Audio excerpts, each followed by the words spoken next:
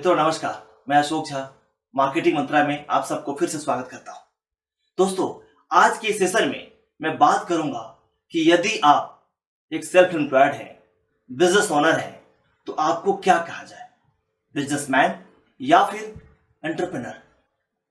ऐसा मैं इसलिए कह रहा हूं क्योंकि आमतौर पर इन दोनों शब्दों का, जिसको हिंदी में हम व्यवसायी या फिर उद्यमी कहते हैं, एक ही मतलब माना जाता है।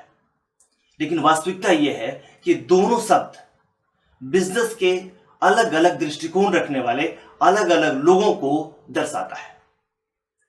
तो आइए इन बिजनेस ओनर के अलग अलग दृष्टिकोण के आधार पे देखते हैं कि किस बिजनेस ओनर को बिजनेसमैन कहा जाएगा और किसे एंटरप्रेन्योर।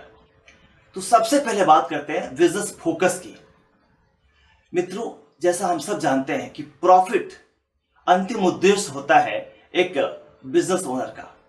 लेकिन वो प्रॉफिट आए कैसे, प्रॉफिट किस तरह से अर्जित किया जाए, इस पे डिपेंड करता है कि हम उसे बिजनेसमैन कहें या फिर एंटरप्रेन्योर कहें।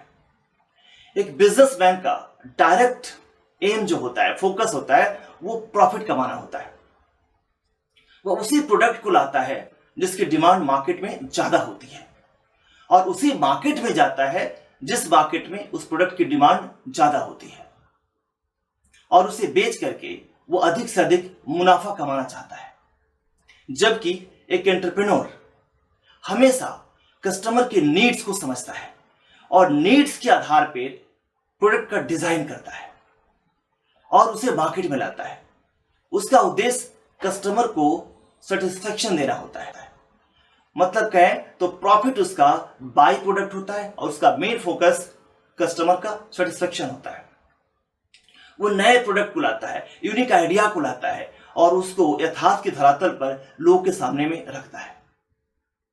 एक बिजनेसमैन एक बाजार में अपने मेहनत के बदौलत, अपने समर्पण के बदौलत अपने आप को खड़ा करता है, अपने आप को खिलाड़ी साबित करता है। जबकि एक एंटरप्रेन्योर चूंकि नया प्रोडक्ट लेके आता है, नई आइडिया के साथ आता है, तो नया बाजार क्रिएट करता है और उस बाजार का लीडर बनता है। और दोस्तों, अगर हम बात करते हैं रिस्क टेकिंग कैपेबिलिटी की, तो उसके आधार पे भी बिजनेसमैन और एंटरप्रेन्योर को अलग अलग किया जा सकता है। जैसा कि मैंने बताया कि बिजनेसमैन उस प्रोडक्ट को लेके आता है जो ऑलरेडी मार्केट में एग्जिस्ट करता है। उसको पता होता है कि इसका प्रोडक्ट का प्रॉफिट मार्जिन क्या है, वो किसकी डिमांड कितनी है। हालांकि उस प्रोडक्ट का कंपटीशन मार्केट में ज्यादा होता है लेकिन रिस्क कम होता है। जबकि एक एंटरप्रेन्योर एक नए आइडिया के साथ आता है, एक नए प्रोडक्ट के साथ आता है जो मार्केट में एग्जिस्ट नहीं करता है, तो जाहिर सी बात है वहां उसकी रिस्क टेकिंग कैपेबिलिटी ज्यादा होनी चाहिए। दोस्तों, अगले दृष्टिकोण की बात करें तो वो है टीम प्लेयर होना या फिर इंडिविजुअल प्लेयर होना।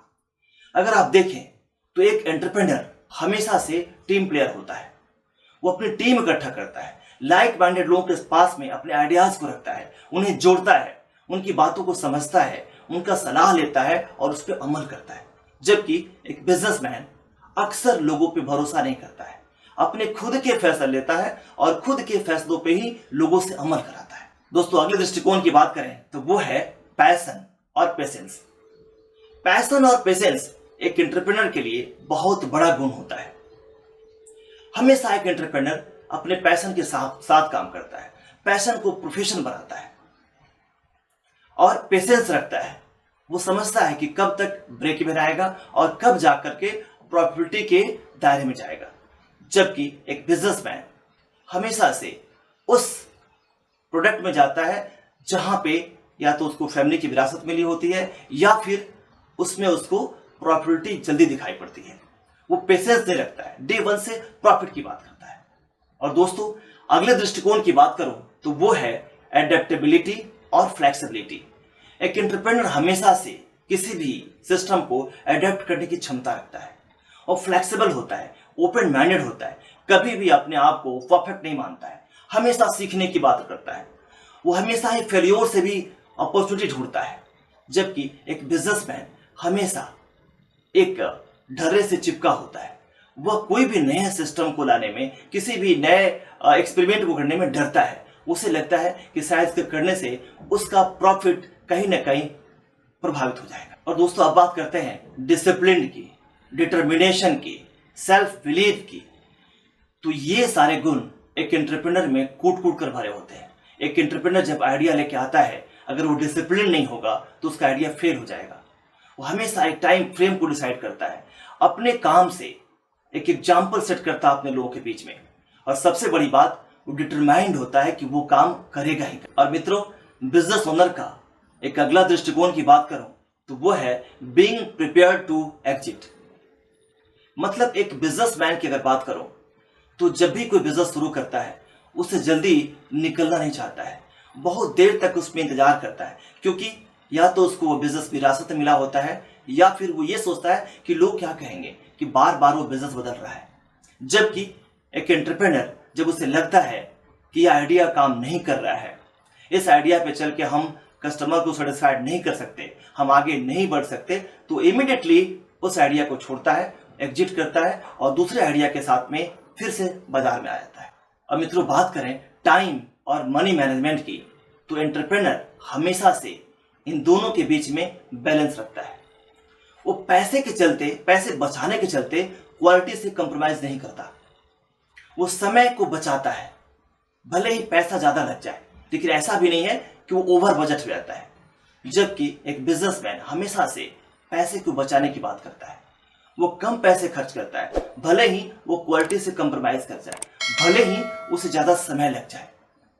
उदाहरण के तौर पे अगर एक बिजनेसमैन जब भी किसी को हायर करता है तो वो देखता है कि कितना पैसा इस पे खर्च करना चाहिए। वो कम से कम सैलरी वाले लोगों को हायर करता है, भले ही उनकी कैपेबिलिटी कम हो। वो अगर एक वेबसाइट को क्रिएट करता है तो उसको बुलाता है जो कम से कम चार्ज करता है, भले ही वो ज्यादा समय ले लेता है और उसका बनाया हुआ वेबसाइट लोगों को अट्रैक्ट भी नहीं कर पाता है। जबकि वहीं पे एक एंटरप्रेन्योर हमेशा अच्छे लोगों को हायर करता है, चाहे सैलरी हाई क्यों नहीं हो, क्योंकि उसको पता है कि इनकी कैपेबिलिटी ज्यादा होती है तो इनकी प्रोडक्टिविटी भी ज्यादा होगी। सिमिलरली अगर उसे किसी वेबसाइट को लॉन्च करना हो तो उसे बुलाएगा जो प्रोफेशनल होगा, चाहे ज्यादा पैसा ले रहा हो लेकिन टाइम बचाएगा और ऐसा वेबसाइट बनाएगा जो लोगों को अट्रैक्ट करेगा।